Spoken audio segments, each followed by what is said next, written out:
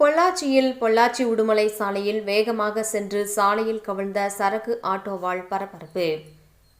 திருப்பூர் மாவட்டம் உடுமலையை சேர்ந்த சக்திவேல் குமார், வயது 39.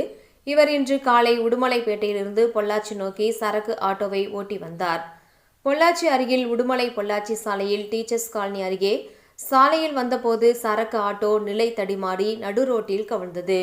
இந்த விபத்தில் சக்திவேல் குமார் படுகாயமடைந்தார். படுகாயமடைந்த சக்திவேல் குமாரை அக்கம்பக்கத்தில் இருந்தவர்கள் சிகிச்சைக்காக பொள்ளாச்சி அரசு மருத்துவமனைக்கு அனுப்பி வைத்தனர்.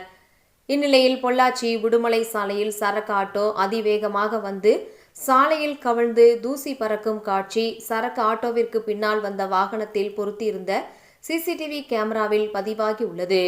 தற்பொழுது இந்த காட்சி சமூக வலைதளங்களில் வைரலாகி வருகின்றது.